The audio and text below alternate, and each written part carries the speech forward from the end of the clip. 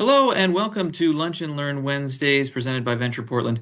My name is Jacob Falkenberg and I'm the Communications Director at Venture Portland. And today we're going to be talking about business district PR campaigns and ways and strategies to earn positive media coverage for your district. Positive media coverage is often infinitely better than paid, but we'll be talking about the differences between those and ways that you can hopefully break through and get some well-deserved attention from media.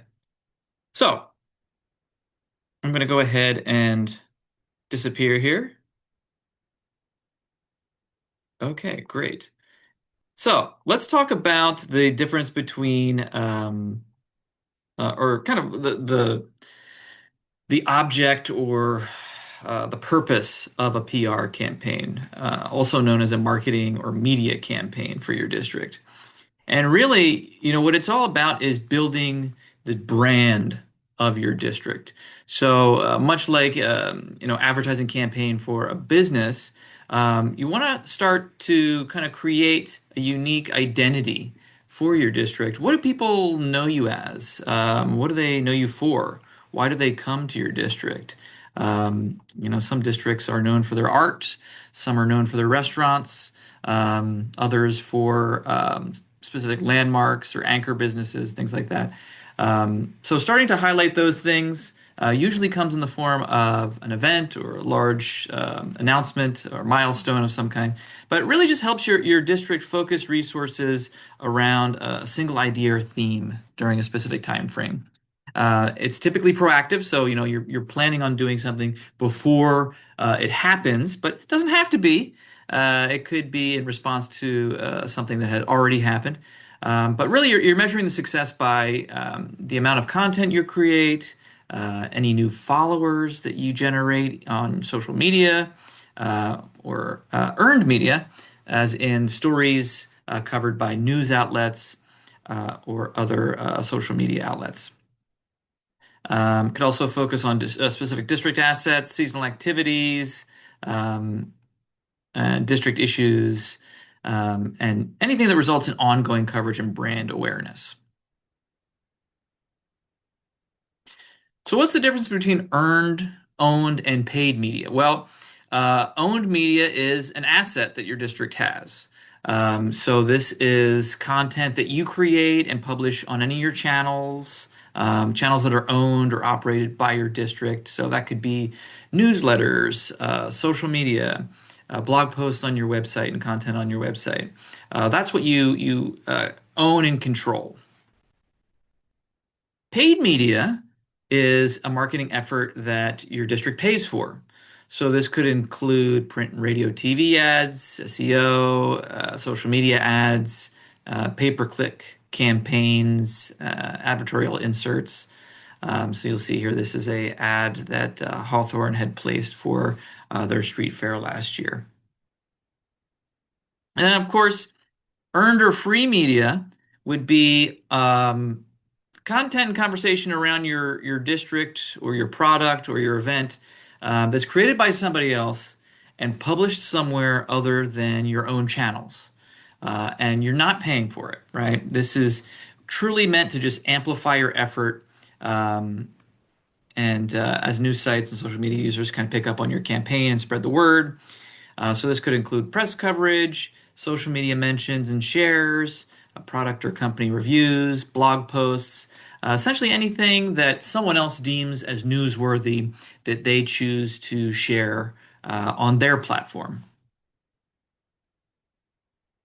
So, for instance, of course, it's always a huge event every year. The Mississippi Street Fair was featured on Fox 12, had a feature there prior to the event to kind of help to build the buzz about that and get the public excited.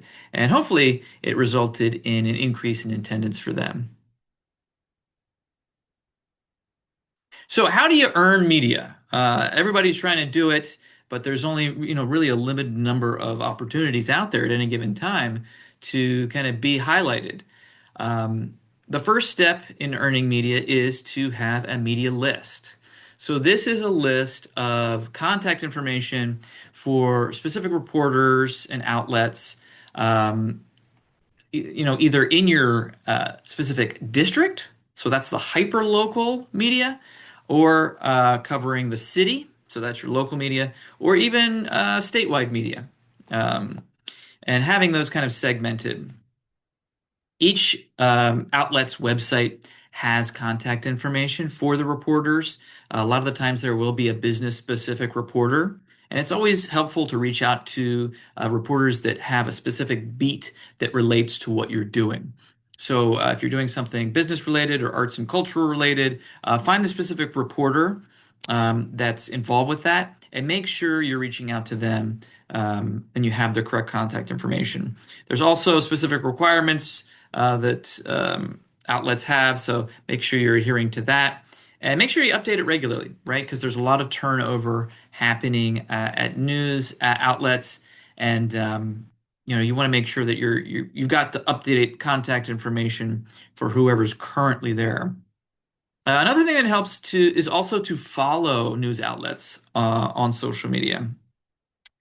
So make sure you have them showing up in your timeline and Instagram, liking, sharing, commenting on their posts, and also following the reporters on social media. So you're able to share directly via that avenue as well, because that's become a really popular way to kind of get the information to the specific reporters.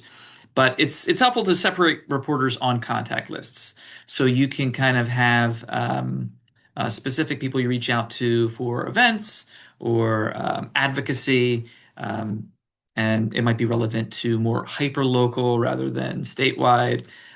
So really, having a segmented list will kind of help you to target specific individuals. And how are you targeting them? Or what are you sending them, right? Well, you start with a media advisory. And typically this has been done via email. And it's essentially just a save the date 1 to 2 weeks ahead of your event or whatever is newsworthy that's happening. And it's essentially a bulleted list that says the who, the what, the why, the when, and the where.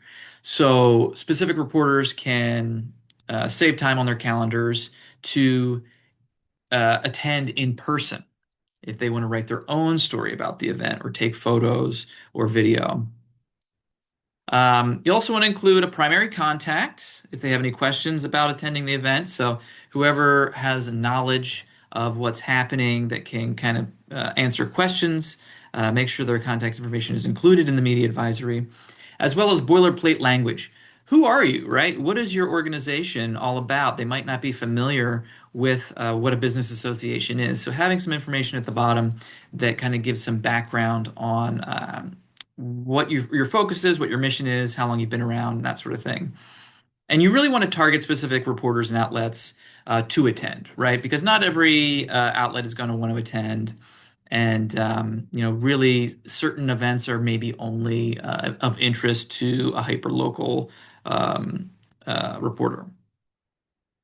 So once you've got your media advisory out, 1 to 2 weeks ahead of the event, a few days before the event, you're going to send out your news release. So this is immediately before the event, or sometimes after, or sometimes both, right? So if it's something like our grants program, we usually send out a news release after that announces who received the grants.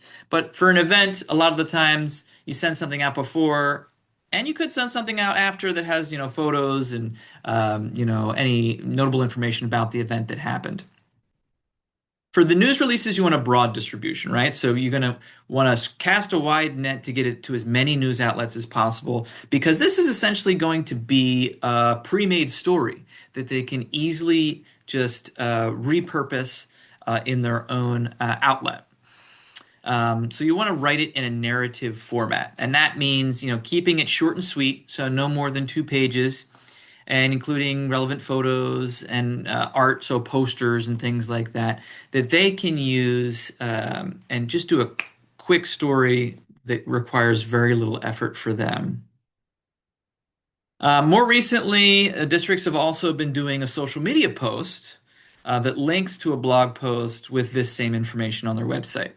So, typically you'll send the news release directly via email, but also take advantage of your website, right? If you have the ability to post blog posts on the website, copy and paste the information from your news release into a blog post, post it on the website, and then post on social media with a link to that blog post. So you're driving traffic to your website, but you're also able to kind of reach a different audience, people that are looking for this information on social media versus, ending up in the clutter of their email inbox.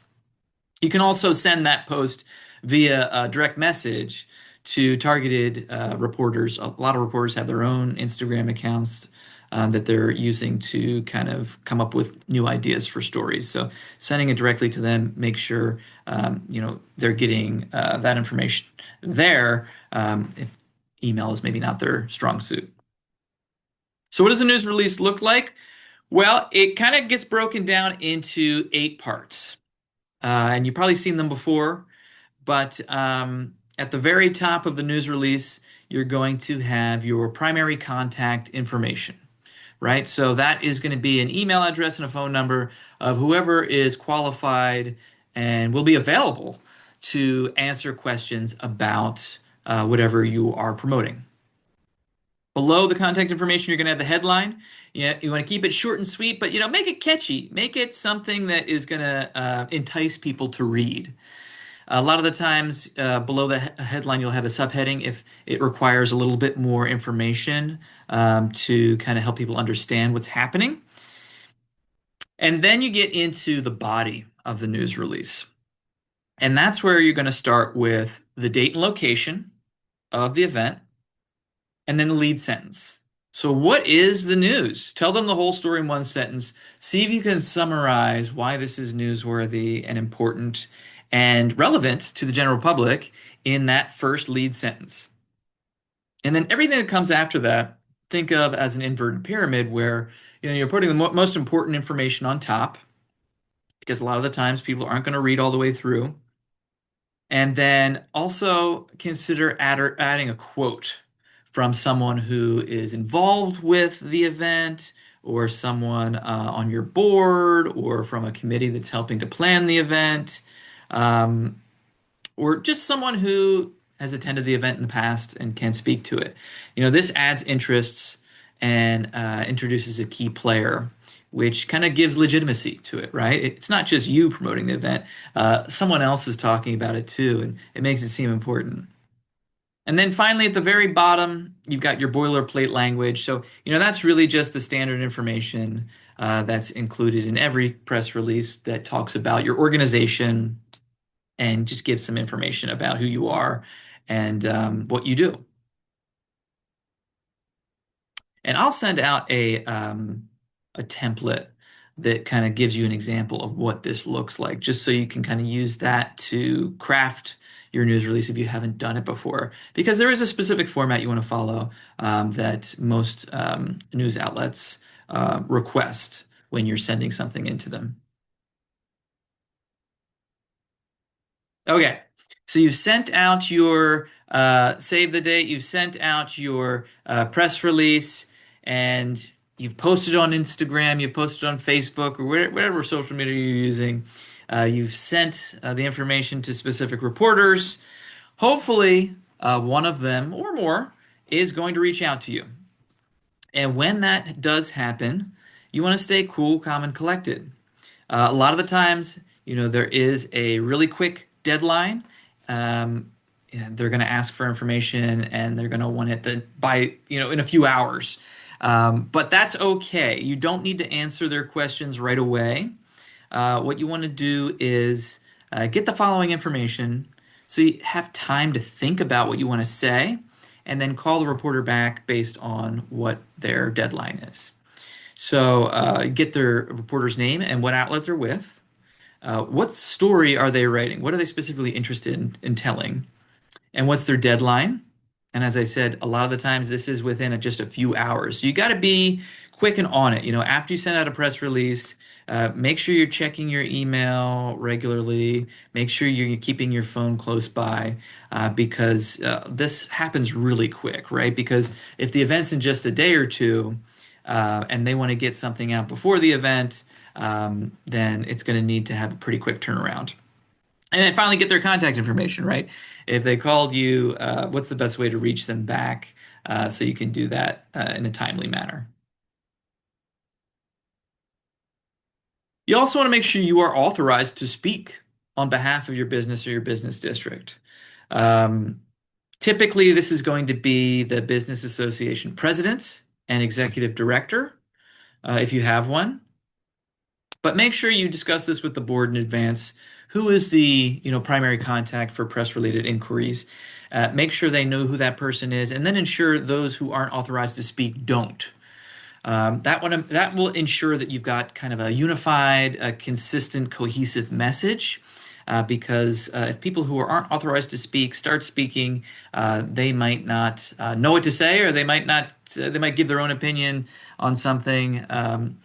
So it's really important that they know that if the press does reach out to them, that they should refer that person to the authorized speaker for the district. And then respect the deadlines. As I said, the deadlines are always quick in this business. They are, filling gaps in their stories at the last minute. So make sure you respond appropriately, because by respecting those deadlines, that ensures that you're reliable, and that kind of incentivizes them to reach out to you in the future. You also want to have a plan, right? So know your audience, create talking points, maybe work with the board or executive committee to come up with these talking points if you're unsure. But you really want to identify 3 to 4 key points that you want to make during the interview, and make them, and then make them, and then make them again. It's going to really take a lot of effort to kind of hammer your point home. People need to hear things multiple times before they really set in. So don't be afraid to say things more than once or twice, even if you feel like you're sounding repetitive. You want to stick to those key points. Don't get off topic. Don't ramble and feel like you need to fill in empty space. Say what you mean what you say. So if someone asks a question and you don't know the answer to it, say so, right? And then offer to get back to the reporter uh, once you've had a chance to talk to the board, or someone else that has the information that you might need some time to reach out to. Okay. Also, with media interviews, practice makes perfect. So always plan your messages in advance and practice. You want to sound natural. You don't want to make it sound rehearsed, like you're reading from a script while you're making your point. So it's helpful to, rehearse in front of a mirror, or just have a conversation with another board member to kind of go over the talking points before you call the reporter back. And then you want to repeat, repeat, repeat, right? As I said, it takes the average person 7 to 10 times to recognize a message. And you might feel like a broken record, but repeating the message is the best way to ensure that it ends up in the story. Because a lot of the times, reporters are going to write what they want to write based on what you tell them. So if you are saying the same thing over and over again, they don't have a lot of options as far as what they can put in. Okay. So this also goes back to a little bit of best practices around public speaking, right? So while you're talking to a reporter in an interview, or talking in front of a camera, there are a couple of kind of best practices you want to keep in mind. So first and foremost, own your ideas and comments. Don't minimize with, things like saying I'm just, or I'm probably wrong, or actually, or I believe, or, asking for validation on questions. You want to speak with confidence, like you know what you're talking about, like you're trustworthy, and um, That's going to come through a lot more powerfully if you're able to do that without adding, some of these things that people kind of add in when they are nervous. And a way to kind of get around that is to punctuate and pause. Um, it's okay to take a breath. Reporters are going to give you space to talk, and it might be a situation where there's some awkward silence. But don't feel like you need to fill that silence, because that's a lot of the times that's where you get into trouble when you start to ramble and go off topic or say things that you didn't initially intend to say. You don't want to make statements that sound like questions or replace statements with questions. You want to really be confident in what you're saying. You also want to make eye contact, right? If you're talking to an individual, um, not being able to make eye contact, dropping your eyes, um, nodding or smiling too much, that will kind of create some uncertainty and have the reporter maybe question the validity of what you're saying. You just want to be your confident, authentic self when you're talking to a reporter. Don't try to, act a certain way or, put on a specific front. Just be natural. Okay. So this is not a social media training, but more and more social media has come into play as a key way to market and promote the things that you're doing and gain media attention.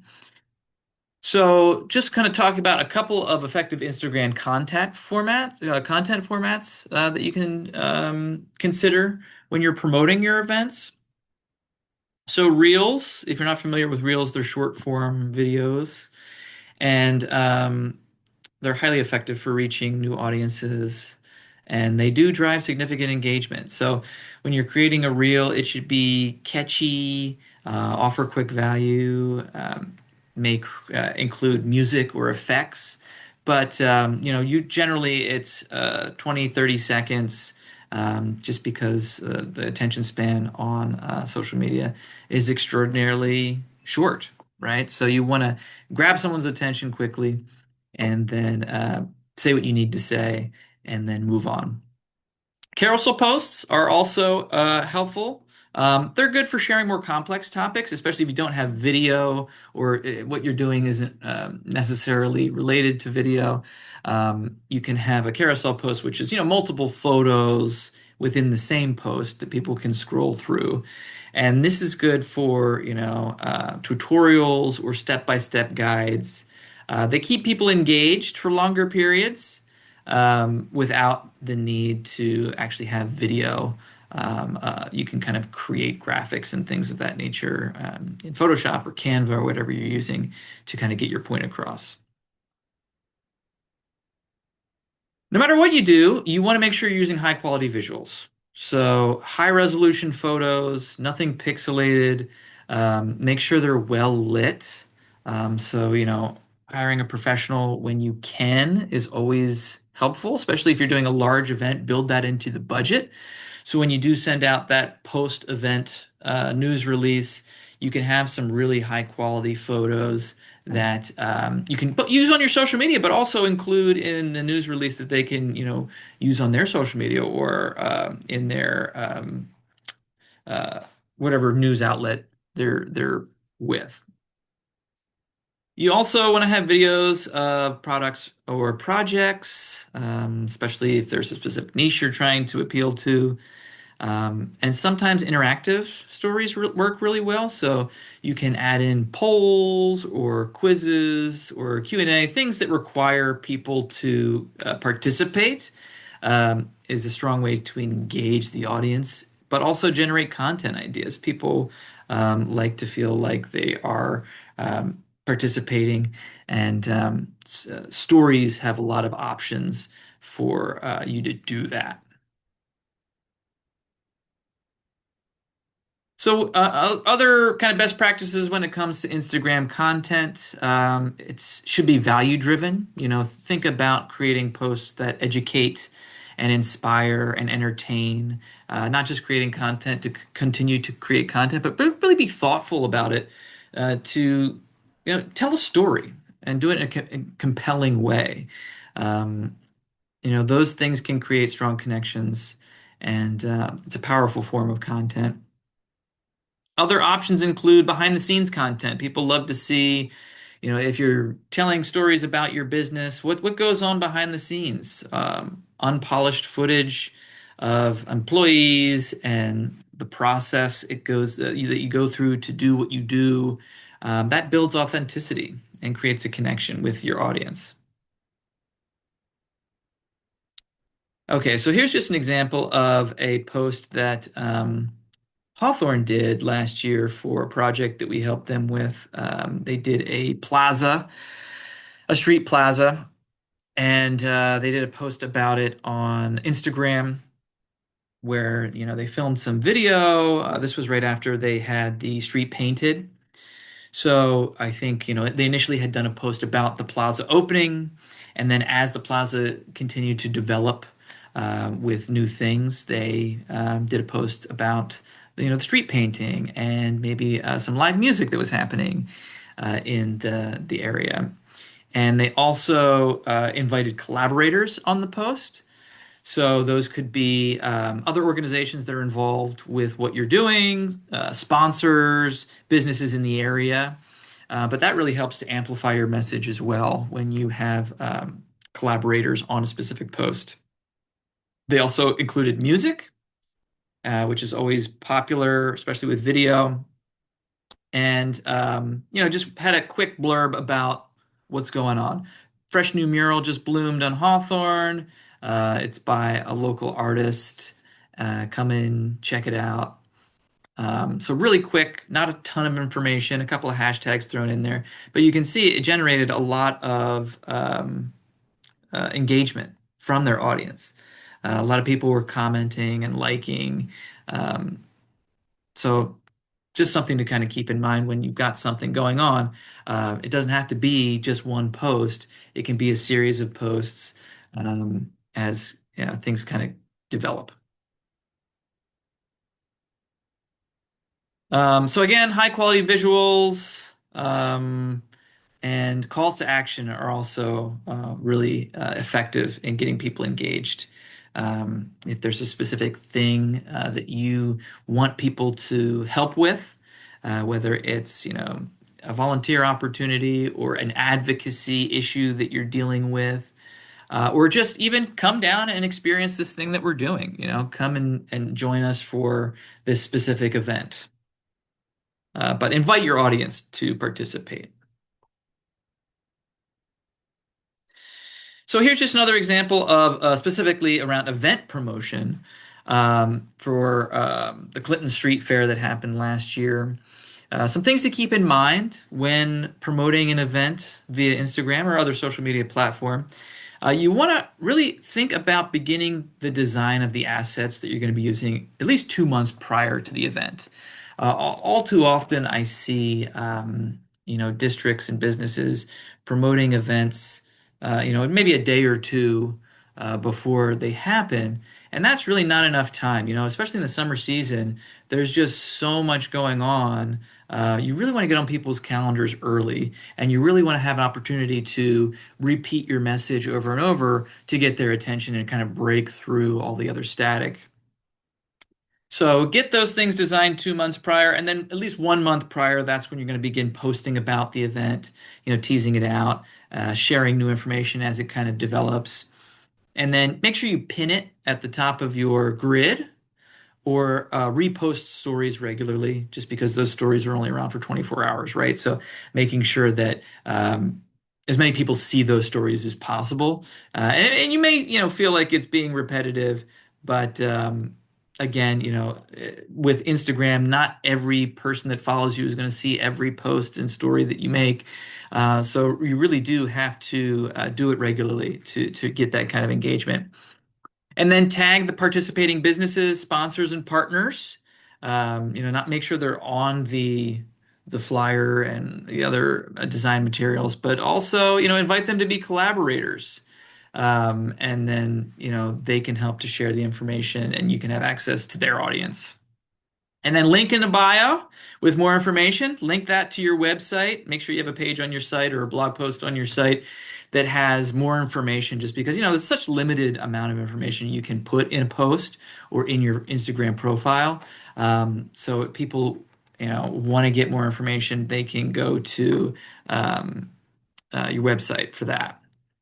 And then as people are commenting or responding or liking, make sure you're monitoring that and you're reacting to those comments, even if it's as simple as, just liking a comment. That's going to continue to engage with the audience. People are going to be asking questions, so you want to make sure you're answering those questions in a timely manner as well. You can also send this to targeted media. So as I said, it's not just about email anymore for news releases. It is really about connecting with reporters and outlets via social media as well. So, repurposing this content, this is kind of a visual uh, news release that you can kind of send to them and invite them to attend or um, things like that. And then, of course, always recognize and thank your sponsors. Those are the organizations and people that are helping to make it happen. And we've had lots of times where, we've helped to fund certain things and we haven't showed up on the promotional materials.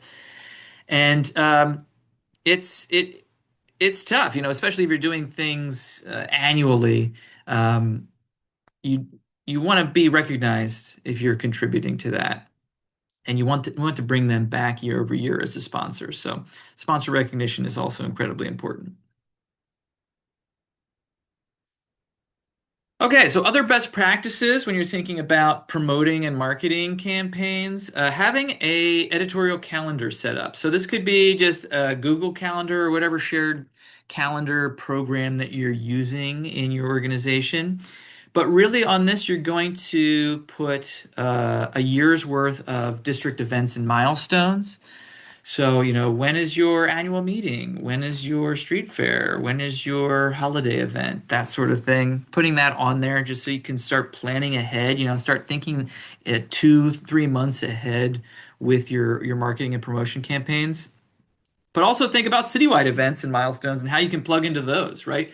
When's the Rose Festival? When's Pizza Week? When is all the things that are happening throughout the city? And how can you tap into that and make content relevant to that? There's also national holidays. So every day seems to be a random thing that's a national, burger day, or it's a national, bike day. So having those on there just so you can promote the businesses in your district that relate to those holidays. And then the national days, weeks, and months. Of course, you've got your uh, 4th of July and your Father's Day and Mother's Day and Memorial Day, holidays like that. So making sure that you're also creating content around that as well. So if you go to the Venture Portland website, you can click on the news tab and you can kind of see uh, how we use these ongoing events to kind of craft our outreach and marketing. So if you are on our email list, you probably got our email today about Father's Day, which is, of course, coming up this weekend. We did a Pride Month post, Wine Month. So just trying to kind of tap into what's business related that we can talk about, what's going on this week. So things to kind of be aware of. Juneteenth is on Friday. Father's Day is on Sunday. Portland Pride is the month of July, and then you've got 4th of July. Ice Cream Month is coming up. Tequila Day.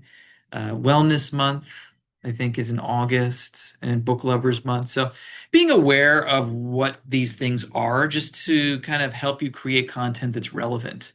Even if people don't, if it's not common knowledge that it's Ice Cream Month, someone decided that. And by kind of connecting your content to that, it helps to connect the dots in people's minds as this is not just a random post. This is actually relevant to what's going on, nationally or globally. And then you also want to think about what is newsworthy, right? So you don't want to be sending out news releases about everything that you're doing, but you also want to make sure that you're not leaving anything out that's important, right? So how do you decide what to share with the press? Well, first thing is timing, right? It should be something new, current, and relevant, not something that happened 6 months ago, not something that's happening 6 months from now. Really thinking about within, the past couple of weeks or the next couple of weeks. It should have significance, right? And you want to kind of convey the impact that what you're doing is having on the neighborhood or on the city or the state. The higher the impact it's going to have on your community, the more relevant it's going to be seen by the press. Uh, Proximity is also important, right? So if you are based in Southeast Portland, probably not relevant to send the information to a news outlet in Salem, right? They're not going to be covering as many things in this city that are, smaller events and things like that. Really focusing on if it's a small event, focusing on, hyperlocal news outlets. Also, prominence, right? How can you connect what you're doing to make it feel like it's VIP, fame, celebrity, the next big thing, something that's trending, something that's related to, what's going on in the national zeitgeist. And also human interest, right? It should, convey emotion. It should be interesting and offbeat and quirky, right? That's what Portland's known for. We're the weird city. So how can what you're doing kind of fit into the identity of the city and help to reinforce that? Um, and how can it just make people feel good, right? They want stories that are about community and coming together and making the world a better place. You also want to make sure that you're tracking your coverage. And an easy way to do this is to use Google Alerts. So you need to have a Google account to do this. But basically, what you can do is put in specific keywords. In this case, the name of your business district, business association, or business, key people in your district, or events happening in your district. Key those into your Google Alerts and then create alerts. And every day, Google will kind of comb the internet for news stories that have these keywords in them. And they'll send you an email with links to those stories. And it's really helpful for making sure you don't miss anything, right? Because if you do get news coverage, that's something you want to share. Share it with your members, share it with your board, because it's a big deal, right? And it also makes it feel like what you're doing is important, legitimate. And you also want to make sure that, if there is something negative out there, you can respond appropriately. So that brings me to my last point here about bad publicity. Hopefully, it doesn't happen often, but it does happen. Things happen in your district that are sometimes out of your control, but you still get roped into it because you are a public-facing organization or business that might be, slightly related to what's going on. So when that does happen, you want to make sure you stay calm and gather the facts, right? A lot of times, people can get emotional when something negative comes out about their neighborhood or their business. Um, but you want to make sure you take a breath and research the situation, understand the facts and the extent of the problem. So that could be, having conversations with other leaders in your district about what the article says, understanding, what's entirely factual and what might need correction. And then you want to respond quickly but thoughtfully. So a timely response is crucial. The news moves really fast, and you want to make sure that if there is something that requires a correction, you do so as quickly as possible before, too many people read it, right? But you want to make sure it's also well prepared and based on facts, not just emotion. So, you don't want to put misinformation out there just because someone said something negative about what you're doing. You want to be transparent and accountable, right? So if there were mistakes that were made, acknowledge them openly, take responsibility, because that will build trust. The worst thing you can do is to remain silent, right? Because that seems like you're avoiding the issue and can be self-incriminating, right? If you're denying something that happened that they actually have evidence that it did happen, right? Take responsibility, communicate clearly, and craft a consistent, truthful message across all platforms to correct misunderstandings. So that's not only reaching out to the specific reporter that wrote the story, but also, your constituency. So sending out a newsletter or making a post on social media, acknowledging, what the article said, taking responsibility, and then just explaining steps forward that the organization is going to take to correct what happened. Okay, so that's a lot of talking and a lot of information. So I'm going to pause here and open it up to questions. Feel free to reach out in the chat or raise your hand or just chime in with any questions you have about anything that we discussed. Yeah, David. Yeah, hi, I'm David Raycroft with Geek Week PDX. So I actually have three questions, but I think they're all fairly simple. Um, you'd mentioned the photos and videos when sending out the press release. Um, should you attach them to the press release or offer a link to a folder with photo and video? Is there sort of a suggested amount of content to include? Um, of that nature in the initial cold outreach, not if they've once they've contacted you back, that's a whole different story. But Yeah, so what we typically do is, we use an email platform similar to MailChimp that lets you embed photos into the release, so it kind of reads as a news story already. If you're just using a regular email platform, you can just attach the photos to the email. That's usually the best way, and that allows you to attach something a little more high resolution that can be repurposed. awesome, thank you. I see there are other questions, so I'll come back if there's time. Okay. Carrie. Hi, thank you. Do you have any media lists available for business associations that we can use to start building our own? Yes, I can include with some of the other resources that I'm going to send out after this. I can include a list of just some of the main media outlets and the best phone number and email to reach them. Just to kind of get you started and get you thinking about uh, who should we be reaching out to, because there's actually a lot out there. And it might not include some of the hyperlocal. A lot of the times specific neighborhoods have their own, mini news outlets that are the ones you're going to have the most success with. But yeah, I can definitely include a spreadsheet that has some of the basic, bigger local news outlet contact info. That would be great. We're really trying to get information out about an event we're having July 11th and would like to get it in all the calendars that we can. Awesome. Yeah, and that's another big one too. And thanks for kind of bringing that up.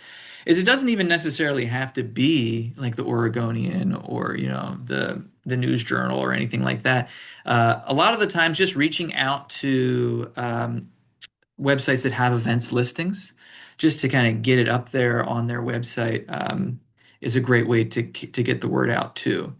So it doesn't necessarily have to be a news story, but I think you're right in essence of trying to get visible and visibility in as many places as possible is great for increasing your attendance. Okay, it looks like Jess has a question. You mentioned the importance of having a media contact list and keeping updated. Are the resources out there that have current contacts that you could share out there? So I think I just answered that one, Jess, but let me know if there's anything else that I didn't answer. Okay, great. Yeah, David, you mentioned you had a couple other questions. Yeah. So when interacting with a reporter or during a story, is there kind of a suggested number of topics or a limit to the number of things to try points to get across? Like you said, repeat it 7 to 10 times, but is it sort of one idea 7 times or three ideas 3 times each? Yeah, so I would say, have, about 3 to 4 specific talking points that you want to say. And then, yeah, I would say if you have 3 specific talking points, saying those things 3 times in the interview is probably enough to make that point get across. And then, also in the press release itself, making sure that your talking points kind of match what's in the press release and all the information is kind of consistent throughout all your messaging. But yeah, I would say, come up with what are the 3 or 4 most important things I want to cover that's going to be relevant to the public, that's going to entice people to want to engage, and it's just interesting to the general public, and make sure you hammer those points home. Awesome. And then, last but not least, do you have any thoughts on press conferences or news events, like inviting press to a place at a time to any specific ideas or strategies there? Yeah, we typically see this for physical improvements to districts. So, a mural or some sort of new infrastructure, a plaza of some kind. That's where you're going to probably have the most success in staging a unveiling press event type of thing. So I think that, that's definitely helpful just because if it's not a public facing event, then yeah, you want to do something to give them an opportunity to come and take photos and maybe interview the people involved.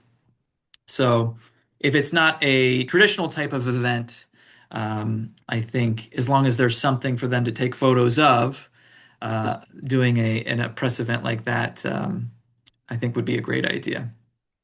And also kind of a few days before, or is that the time frame? Well, I mean, you want to make sure that if it's for, physical infrastructure, you make sure everything's Yeah, completed. in place. Yep. Okay. Um, if it's for an event, I would just invite them to the actual event rather than invite them to a press conference before the event or something like that.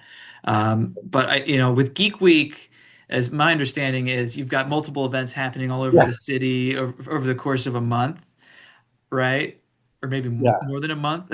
Well, So, well, yeah, it's growing, but yeah. yeah, yeah. So if there's not one main big event, or you're not already doing like a big kickoff event, yeah, staging something, maybe picking a specific business that really caters to geek culture, like a game store or a video game place or like something like that, to hold the event in.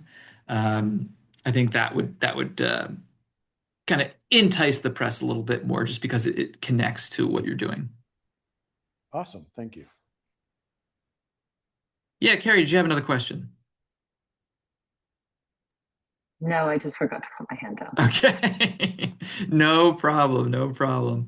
Does anybody have any events coming up that they want to promote? So we've got a couple minutes left here. If anybody has an event that they've kind of hammered out the details already and it's coming up, please feel Yeah, free to speak up and share.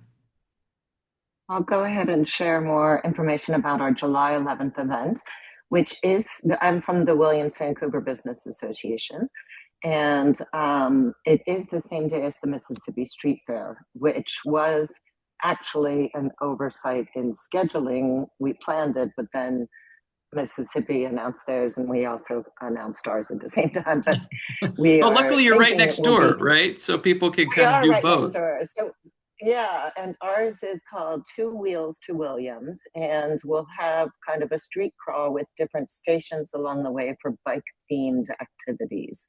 And there will be makers up and down the street as usual. And we're trying to connect to the Mississippi Better Business Association to, you know, co-promote in a way that Travel Portland, I think, calls us the entertainment district when you combine Boise and Williams. So I think it's a good opportunity for us to do that. Yeah, it sounds like, really a blessing in disguise because you've got a built-in audience already. You just need Right. to get them from one place a few blocks over to the next, but especially for a Which is first why time the event. Yeah, which is why the biking theme would be good. We're doing actually 4 events this year. We had our first one in May, the second one's July 11th, the third is Halloween, and then the fourth one is the one we've done for 3 years now, the Fa La Llamas, which is a Christmas themed one in December. That's awesome. Yeah, I like the idea of doing a seasonal event throughout the year, just to kind of keep people engaged and stay relevant and give people something to look forward to throughout the year. Looks like Jess has her hand raised. Hi. Hi, I just wanted to mention that we have Oregon Entrepreneurs Network marketplace happening here tomorrow, actually, from 3 to 6. So a bunch of local vendors, small bites, small sips, but just a way to really kind of see what a lot of people like small makers and entrepreneurs locally are doing. So if you have time tomorrow, 3 to 6, swing by Jupiter Hotel. Jupiter Hotel. Awesome. Yeah, that I will if you want to put a link in the chat, I will make sure we get that on our calendar as well. Oh, thanks. I know it's short notice, but you said shout out for event, so I thought why That's not? yeah, I think even last minute is better than nothing, right? You want to keep talking about it up until the very minute it starts, I think is the important thing. Anybody have Hi, anything else they wanted to share?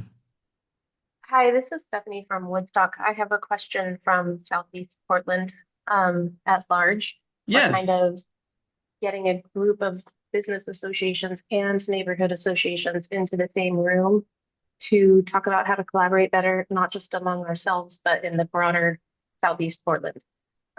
So the question I have is, will you be able to share this so I could share it with the other people in our group, this presentation? Yes, so I'm recording the presentation and we put all of these up on our YouTube channel. So I will send you a link to that recording tomorrow. Excellent, thank you. Yep, thank you for being here. Um, I think we're just about out of time, but as I said, I'll send out some resources tomorrow. And if you have any questions around that or anything comes up in the meantime, feel free to reach out to me. My email is jacob@ventureportland.org, and I'm happy to take a look at press releases or give you any feedback for marketing campaigns and things like that you've got coming up. So. Thanks everyone for being here. Hopefully, you have a successful summer and certainly continue to share your events with me so I can get them up on our website and promote them via social media and all that great stuff. So, have a great rest of your day.